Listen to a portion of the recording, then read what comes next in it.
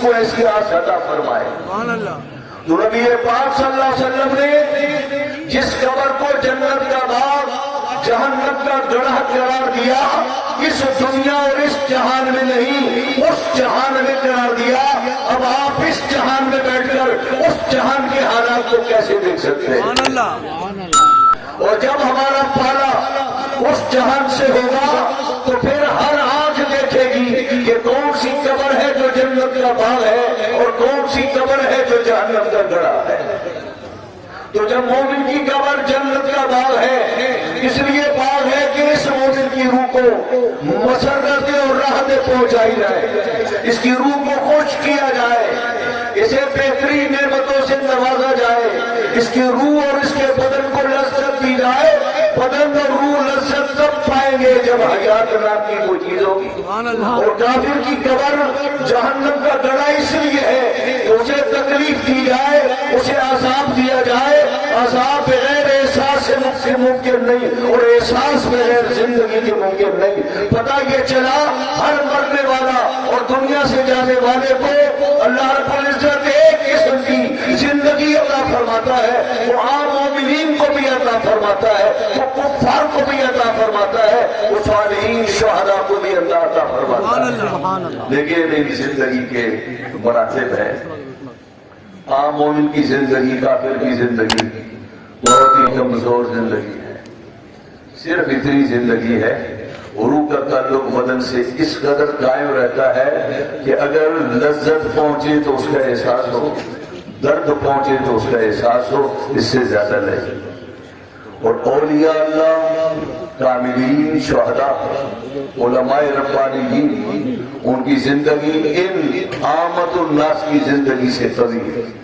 کتنی قوی ہے کہ ان کی روحیں ان کے بدن میں تو نہیں ہوتی، لیکن ان کی روحوں کا تعلق ان کے بدن سے اتنا مضبوط ہوتا ہے کہ ان کی روحیں ان کے بدنوں کی تربیت کرتی ہیں۔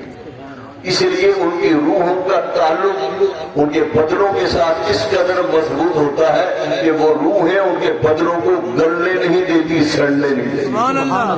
سال ہا سال گزر جائے، صدیاں گزر جائے، ان کی قبریں اگر شک ہو جائے اور کھل جائے تو دیکھنے والا دیکھے گا یہ 100 سال جس شخص کو ہم دفن کر کے گئے تھے یوں معلوم ہوتا ہے جیسے آج کسی نے قبر میں ڈالا۔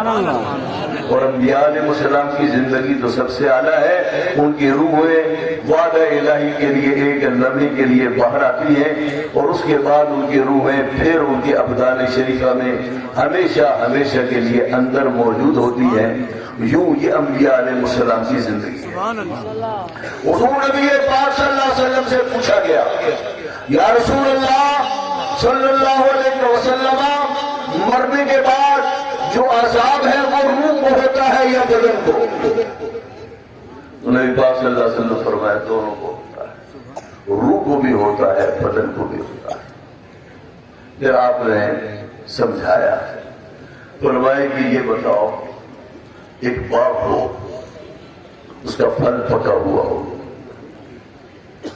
اور دو آدمی باغ کے کنارے کھڑے ہوں، باغ کے قریب کھڑے ہوں، ہر ایک کا دل یہ چاہتا ہے کہ میں پھل تو ہوں، لیکن ان میں سے ایک اندھا ہے جسے نظر نہیں آتا اور ایک لنجا ہے، یعنی اس کے ہاتھ اور اس کے پاؤں میں طاقت نہیں ہے۔ دونوں پھل کھانا چاہتے ہیں، اندھا بھی کھانا چاہتا ہے اور جو معذور ہے ہاتھ اور پاؤں سے وہ بھی کھانا چاہتا ہے۔ تو پھر دونوں کے ذہن میں ایک اسکیم آئی۔ اندھے نے کہا ایسا کرتے ہیں، میں ہوں اندھا، میں دیکھ نہیں سکتا لیکن میں چل سکتا ہوں، اور تم ہو لنجے، تمہارے ہاتھ اور پاؤں ہیں بیکار، تم دیکھ سکتے ہو، میں اپنے کندھوں پر تمہیں بٹھاتا ہوں، مجھے تم اشارے سے لے جانا، میں پھل تک پہنچوں گا، باغ تک، اور پھر پھل دونوں مل کر کھائیں گے۔ اندھے نے کہا میں بھی پھل کھاؤں گا، لنجے سے کہا تو بھی پھل کھائے گا۔ اندھے نے لنجے کو اپنے کندھوں پر بٹھایا اور لنجے نے کہا سیدھا چل، اور کہیں کہا دائیں طرف مڑ جا، کہیں کہا الٹی طرف مڑ جا، پیڑ کے قریب ہو جا، اور پھر کہا ہاتھ بڑھا، پھل تک اپنا ہاتھ لے جا، وہ پھل تک ہاتھ لے کر گیا۔ اندھے نے بھی کھایا، لنجے نے بھی کھایا، छापा पड़ा, हुजूर फरमाते हैं दोनों पकड़े गए। तो बताओ सहाबा सजा किसको मिलेगी, अंधे को या लुंजे को? साहब इकराम ने अर्ज किया या रसूल अल्लाह दोनों को सजा मिलेगी, इसलिए कि मजे दोनों ने किए। हुजूर नबी पाक सल्लल्लाहु अलैहि वसल्लम ने इरशाद फरमाया कि जो रूह है वो लुंजी है और जो बदन है वो अंधा है। रूह ने बदन को इस्तेमाल किया, बदन ने रूह को इस्तेमाल किया, गुनाह किया तो दोनों ने, लज्जतें उठाई दोनों ने, इबादत की दोनों ने, लिहाजा ये जज़ा और सज़ा के दोनों बराबर है। अज़ियत पहुंचेगी तो दोनों को, राहत पहुंचेगी तो दोनों को। हज़रत मोहतरम, ये जो रूह है इंसानी बदन में आने से पहले ये रूह बड़ी आजाद होती है और उसकी सारी कुव्वतें बड़ी जबरदस्त होती है, और बदन में आने के बाद उसकी कुव्वतें महदूद हो जाती हैं और आज़ाए बदन के ताबे हो जाती हैं। जैसे उज़्व में ताकत होगी रूह में उतनी ताकत होगी। अगर निगाह कमजोर है तो फिर रूह के देखने में भी कमजोरी होगी। अगर कान खराब है तो फिर रूह भी उसी तरीके से कमजोर तरीके से सुनेगी। अगर पांव में ताकत नहीं है तो फिर रूह की ताकत भी चलने की कमजोर होगी। हाथों में ताकत नहीं है तो फिर रूह की ताकत भी कमजोर होगी। और मरने के बाद जब ये रूह के जरिए से आजाद होती है वापस फिर उसकी ताकत से वापस आ जाती है। ये बिल्कुल ऐसे है कि जैसे शाहीन को कोई पिंजरे में बंद कर ले और कोई ये कहे कि हमने तो सुना इसकी परवाजें पहाड़ की चोटियों से बुलंद होती है, ये तो पिंजरे में महदूद है। कोई कहता है जरा पिंजरे का दरवाजा खोलो फिर उड़ान का अंदाजा लगाओ।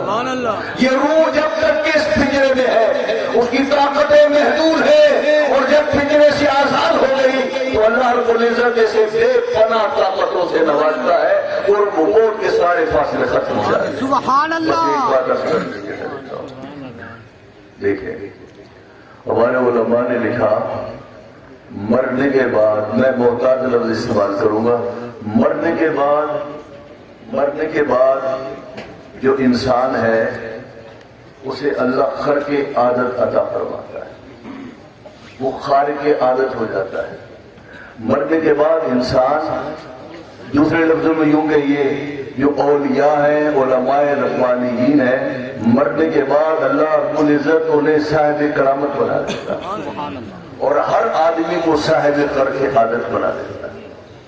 हमारी आदत ये है कि हम अगर आंखों पर पट्टी बांध दे तो हमें नजर नहीं आता, कानों पर बोल डाल दे तो सुनाई नहीं देता, अगर किसी को तख्ते पर लिटाकर उसके हाथ पांव बांध दिए जाए तो चल नहीं सकता।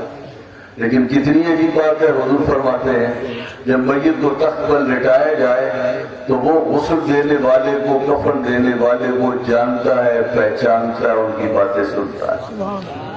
आंखें बंद है मैयत की और दुनिया में आंखें बंद हो तो कुछ नजर नहीं आता, लेकिन मरने के बाद उसे नजर भी आता है।